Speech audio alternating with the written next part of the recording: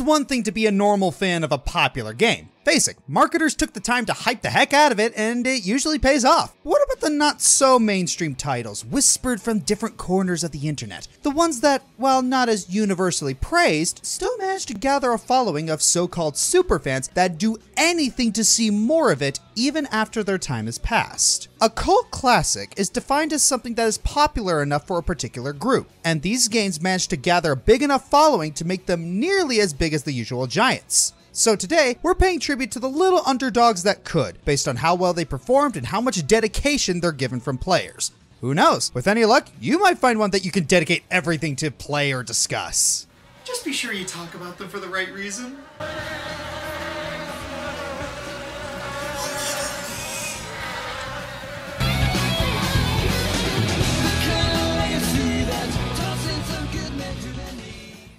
The late 2000s and early 2010s were dominated by the modern military shooter. While these were usually fine from a gameplay standpoint, I mean, the buttons work, bullets come out of the end. The thing is, the stories had a very America-centric vibe, often to the point of straight up glorifying war. Spec Ops the Line is very much not this. The game starts off deceptively samey with a cliche setup and plenty of generic gameplay, but then things start getting off weird as you're shooting American soldiers? What the hey?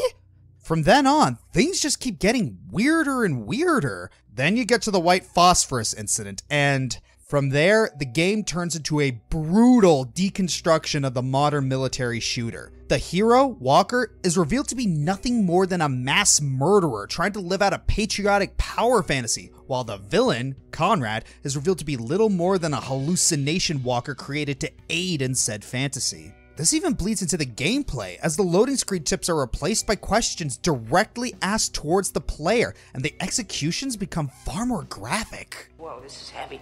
With all that said, it's low on the list since it's fairly well known to gamers at this point, thank you Rabbid Luigi. Even then, it's more a case of mainstream obscurity. Essentially, way more people have heard about it than people have played it. Still, you gotta respect a game that makes you ask the big questions.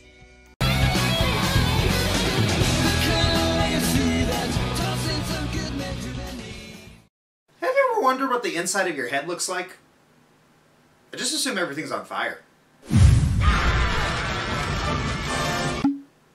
Seems kind of boring.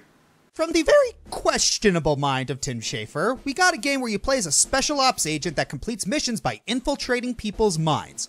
Who is in training? Whoever thought a summer camp was the best idea to train psychic special agents needs to get their brains checked.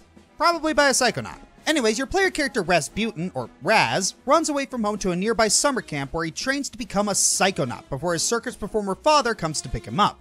While at the camp, you learn fun new abilities like telekinesis, levitation, and pyrokinesis, which you will need to traverse the minds of the game's characters, each with unique environments like a never-ending disco party, a 1950s suburb haunted by conspiracy theories, or a Phantom of the Opera-esque stage set. Seriously, there are levels where you're a giant fighting against the military of a fish world, and where you help Napoleon's descendant fight his ancestor in a war game. At its barest, it's a 3D platformer using special physics and wacky powers to traverse the world, but it does it in such a fun way. It helps that Raz comes from a circus background because with all the swinging and trapeze work you have to do, it'll become second nature itself. The game got pretty decent reviews when it was first released and was hailed as a cult classic almost right away due to the innovative nature of the game's level design and the gameplay, and also because of the game's poor sales at launch, only shipping less than 100,000 copies by the end of 2005. Despite it being pretty much solidified as a cult classic in a lot of people's eyes, it is only number 9 due to the popularity it's received in recent years. When Double Fine received the rights in 2011 and released the game on Steam, sales skyrocketed to 1.7 million by 2015. Combine that with a successfully crowdfunded sequel and an already released VR game, Psychonauts will be hitting the mainstream before long.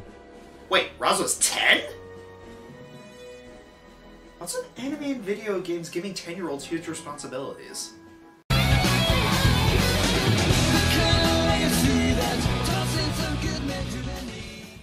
I talked about Astra's Wrath recently in Top 10 Games with Best Bosses, and I remarked how similar it is to an anime with its previews and recaps, each mission being its own episode, and you progress through it by beating up all the enemies and performing events through QuickTime events. Well, it gets even more anime than that. You got your charismatic rival, a bunch of quirky villains, hot-headed protagonist, murder, betrayal, a hidden bad guy at the end of it all, new transformations, and of course, the Hot Springs episode with the normal amounts of fan service.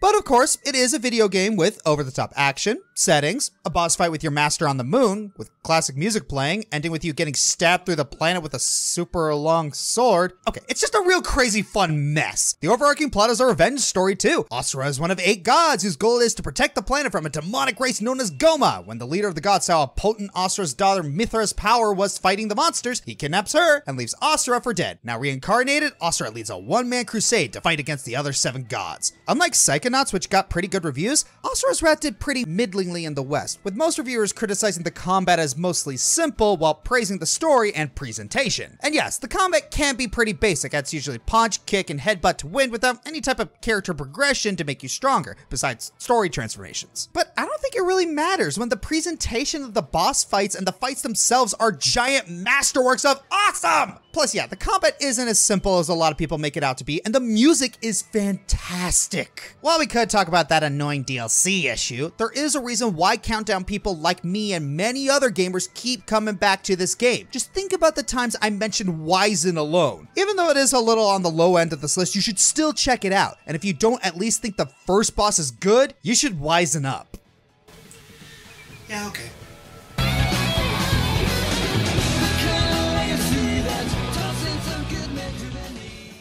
When people talk about adaptations of Lewis Carroll's Alice books, many automatically look to the zany, charming, nightmare-inducing Disney classic, and to a polarizing degree, the Tim Burton remix. Best ticket to the White Queen. She be safe there. Spoon. Oh my god, he's wet. But as far as game adaptations are concerned, we're usually pointed to one unanimously praised rework, American McGee's Alice series. Both games take place in our titular protagonist's mind after a traumatic incident, and the emotional impact really shows. Armed with a kitchen knife, Alice must traverse through the broken and twisted Wonderland, cutting up any foe that gets in her way to try and restore the world and her own fractured mind. A very merry birthday to you? It's not surprising why folks will go gaga over these two games. The concept alone is a bold move since dark reboots are usually hit or miss, and yet it all works out here. The creepy yet gorgeous art style paints a bleak, warped picture of a tale as old as time, and the idea of turning Wonderland into a psychological nightmare really adds a darker sense of realism to the whole thing. Believe it or not, we actually came close to a film adaptation of the first game, but you know how development hell can be. With any luck, we may be getting a third entry to the series in the near future if American McGee himself can gather enough support, which may be more likely than we think.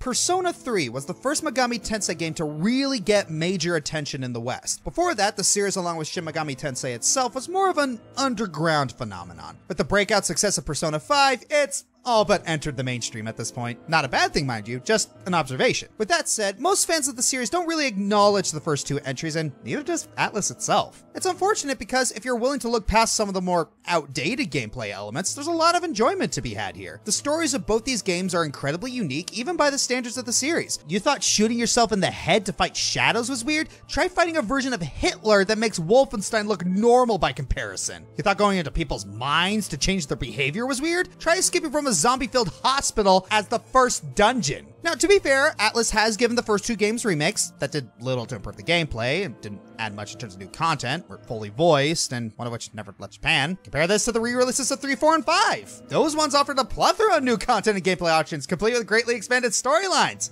These didn't. In spite of the blatant favoritism showed towards the last 3 games of the series, a lot of the more veteran fans of the franchise are still adamant that Persona 1 and 2 are great and can and should get proper remakes. Now, if only Atlus felt the same way.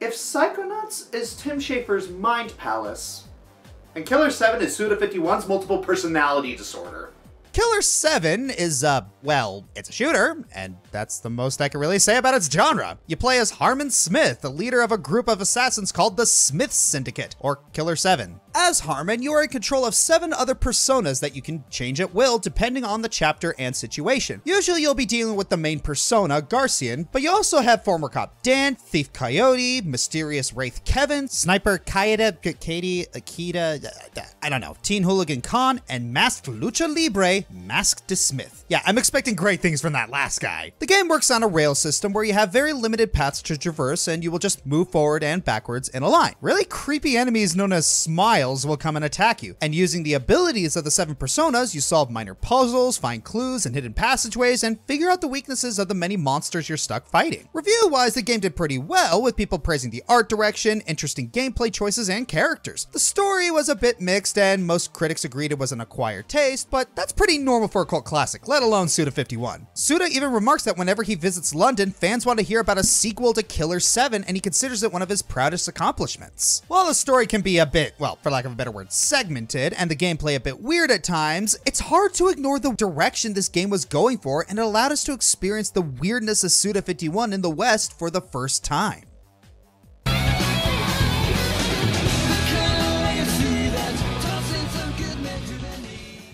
The 90s are often seen as the golden age of JRPGs, and at the center of it all was Squaresoft. Whether it was Final Fantasy, the Mana series, Chrono Trigger, or Super Mario RPG, this is where many considered they were at their prime. Of course, not every game they released during this time became a mainstay of the genre, namely Live Alive. Yes, that's how it's actually pronounced. It sold poorly upon initial release and would have been forgotten were it not for the fan translation released in the early 2000s. Because of that, a whole new generation of players got to rediscover it. The game's structure was, and still is, pretty unique. The story is divided into 8 chapters, covering the time span from the prehistoric era to a sci-fi future. Each chapter has a completely unique storyline with its own cast and gameplay changes. However, it's not until the 8th chapter where Live Alive truly shows its brilliance. It starts off with a JRPG plot so generic it borders on parody. The chosen knight Orsted must save the Princess Alicia from the Demon King. Then Orsted is betrayed by his friend, forced to kill his fellow soldiers, and becomes the new Demon King. It was essentially to RPGs what Spec Ops the Line was to shooters 18 years earlier. Add an innovative combat system and a soundtrack done by future Kingdom Hearts composer Yoko Shimomura,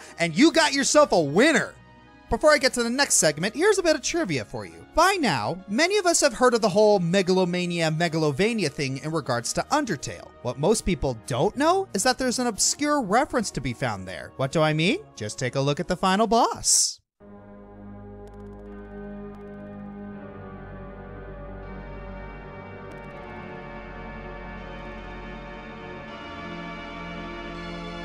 Holy sh! Yay!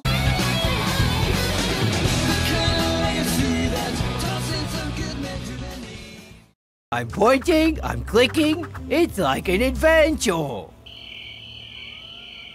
The point-and-click genre is a fun, casual experience full of brain-tickling puzzles and an interesting narrative to grab our attention, and more often than not, a good sense of humor. Of all the more notable titles, a lot of cult gamers usually refer to these 3 in particular: the Monkey Island series, Sam & Max, or Grim Fandango. The secret of Monkey Island, basically Pirates of the Caribbean's goofier twin sister, managed to spawn 4 sequels and 2 special edition re-releases, each one managing to offer something new to the ever-expanding misadventures of Guybrush Threepwood, Mighty Pirate. Sam & Max Hit the Road brought the titular comic book duo into the gaming world with a perfect blend of cartoony imagery and hilariously clever dialogue. And of course, Grim Fandango was a stylized cinematic swan song to Tim Schafer's involvement with LucasArts before they eventually pulled the plug on producing adventure game titles and later became more zombie than company. Like father, like son, am I right? Fortunately, their stories don't end there. While we, as of this video, haven't gotten any news for Monkey Island since Tales of, fans have rallied a petition begging for the franchise's rights to be returned to creator Ron Gilbert, and it's already reached over 26,000 supporters. I'm not really holding my breath that it'll actually work, but those are some big numbers. Unfortunately, a high number of supporters and petitions couldn't save the canceled Sam & Max sequels when LucasArts dropped the genre, and trust me, fans didn't take it well. However, the freelance police would make a comeback in spades when Telltale came to fruition with not 1, not 2, but 3 episodic game series. While 7 Max are currently stuck in limbo too, the fact that we're slowly getting more merchandise modeled after them has gotta be a good sign. Or maybe an omen of doom, considering it's these two. Kiss the ring. As for Grim Fandango, fans never fell out of love with the game ever since its release. There have been websites and blogs dedicated to it, and even a fan-written novelization expanding the plot of the game. Naturally, you can already imagine the fanfare that sounded when Double Fine released Grim Fandango Remastered, breathing new life into an already highly praised game and paving the way for them to re-release more LucasArts classics. Many have tried to say that the point-and-click genre is dead, but the fact that these 3 pioneers each managed to gather a following and make a comeback in any shape or form pretty much puts that statement to bed.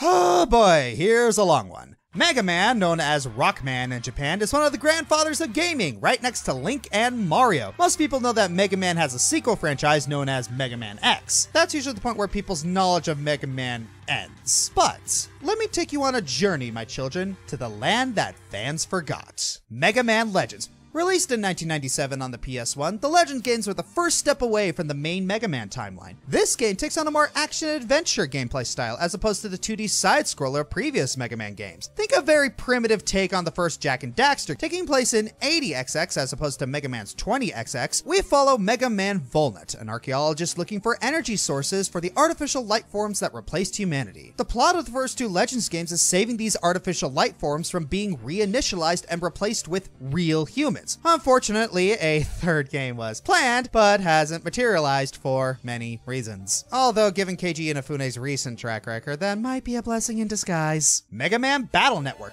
An alternate timeline to the main Mega Man timeline, this world has focused on network infrastructure rather than robotics. Battle Network came out in 2001 for the Game Boy Advance and had 6 games in total. Taking place in 2000X, the network technology has become so advanced that fully functioning AI with the ability to feel and act for themselves has been created. Known as NetNavi, one of those AIs known as MegaMan.exe. Together with his human partner, Lanny Kari, they fight World 3, or the WWW, an evil organization bent on world domination headed by Dr. Wily. Who else? Battle Network is more of a tactical action game, focusing on controlling MegaMan.exe to get things done in the network to impact the real world. A lot of the time, a problem is caused by the viruses you have to delete. To do this, you enter a 6x6 grid where you can only move on a 3x3 area, and the viruses occupy the other 3x3 area. At the start of the battle, you select cards with which to attack and can also use regular buster shots while waiting for your action gauge to fill up so you can pick up more cards and continue the fight. Kinda like Chain of Memories, except less people hate it, and those people are wrong. Battle Network is done in a very RPG style where you can unlock upgrades for health and better weapons as you progress. Mega Man Star Force. The continuation of the Battle Network timeline, this series takes place in the year 2200X. Released in 2006 for the Nintendo DS, this time around, NetNavi have all but vanished, and instead of the internet, the world is connected through electromagnetic waves. In this new world, one's social status is almost entirely dictated by how many friends or buddies you have. Ugh, that's a little Orwellian now that I think about it. Our protagonist, Geostellar, has no friends and is something of a shut-in after his father mysteriously vanished when he was a child. This continues until he has a chance encounter with an alien being known as the Omega X's from the planet FM. Beings from planet FM possess a curious ability to merge with humans. In order to combat some viruses in the EM waves, Omega X's and Geo merge together to form Mega Man. All the while, Omega X's drops mysterious hints that he knows of the fate that befell Geo's father. This game takes heavily from Battle Network's battle system, only instead of viewing the battlefield from the side, you view it from directly behind Mega Man. However, Star Force was intended to be a largely standalone game, so you don't need to know anything about the other Mega Man series to know what's going on in Star Force. The most curious thing about the Star Force games is that there are different versions of each title, like how Pokemon has Sapphire and Ruby versions. For Star Force 1, you have Pegasus, Leo, and Dragon. Star Force 2 is split into Zerker X Ninja and Zerker X Saurian. Finally, Star Force 3 is divided into Black Ace and Red Joker. Mega Man Zero. Set an undefined number of centuries after the events of Mega Man X, Zero is awoken from stasis to discover the world he thought would be at peace has instead turned into a barren war zone. 90% of Reploids and 60% of humanity have died off during his slumber. What Reploids are left are ruled under an iron fist. an Iron Fist that seems to belong to his old friend, Mega Man X. The first game was released in 2002 for the Game Boy Advance and was the first of the Mega Man series to have a definitive ending with the fourth game in the series. Mega Man ZX, released in 2006 for the Nintendo DS and set 200 years after the end of the Zero series, humanity and Reploids have merged together to form Humanoids. Stayed up all night to think of that name, didn't you? Those that did not agree with this merge are deemed Mavericks, and they continue their rebellion to the modern day. However, to aid in the fight against Mavericks, a new technology known as biometals were invented. With the ability to merge with those compatible with them, the biometals have the DNA and AI of heroes of the past, including X and Zero. The game begins with the protagonist finding Biometal X, and when they merged, they essentially became a copy of Mega Man X. Together, they fight the Mavericks and do their best to save the world, even if they find corruption every step of the way. ZX had one sequel in ZX Advent, but unfortunately ended on an unresolved cliffhanger. When most people think Mega Man, they think the same formula over and over. The truth is so much grander. Those who have played these games, High Quarter Guy, are really freaking dedicated to them. The truth has crazy fans too.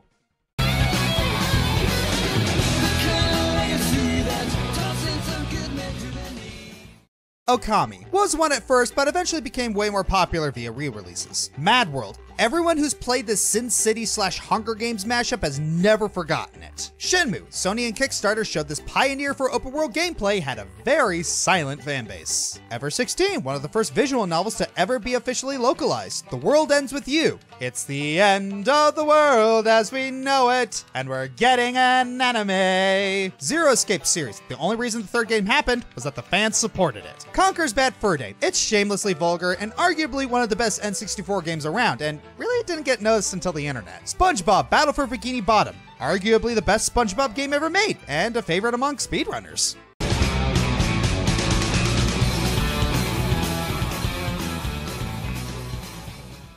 Hey kids, you want to hear me talk about Konami again? Oh. Me too! This time it's for something they did right. Sort of. To build up the hype for the now canceled Silent Hill sequel, Silent Hills, Konami had Kojima Productions put together an interactive teaser game simply titled PT, or Playable Teaser. To Konami's surprise, people loved it! Despite its short length, it had a whole lot going for it, from the eerie visuals to the tense, frightening ambience. Okay, the puzzles weren't anything to boast about, but it was just small potatoes for a really solid, short, spooky game. But high-quality horror games are a dime a dozen, right? So what makes this one so beloved and coveted? Once again, it all boils down to the little divorce between Konami and Kojima. With Silent Hill's cancellation, PT was removed from the PlayStation Store, but surely they'd let us re-download it at some point, right? Nope, that was a bald-faced lie. Instead, Konami bent over backwards to wipe PT's existence off the map, going as far to send out bots to scrub this game from people's hard drives. Many players were hurt and upset, and in some cases felt a little violated by this cowardly decision. What? You mean lying to your consumers and taking down a well-received game upsets people? Well, golly gee, who would have thunk? Fans would do anything to relive the experience. People pay ludicrous prices on eBay for consoles with PT still on them. They've even tried to recapture the magic with fan remakes, before Konami started passing out cease and desist because they're just that spoiled and petty. Still, this fustercluck of a story, combined with a really solid gameplay, was more than enough to secure PT's place in gaming culture history, and remind us why this hashtag still exists. I'm the Fire Joker, and look out behind you, a three-headed monkey! Anyone who gets that reference gets a cookie.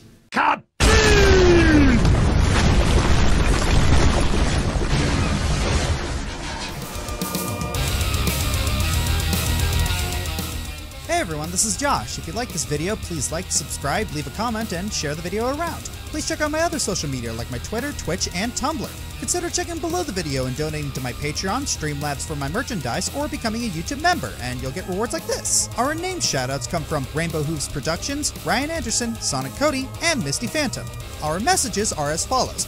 Rainbow Hooves Productions says, don't forget to smile during hard times because things will always get better. Thanks for watching.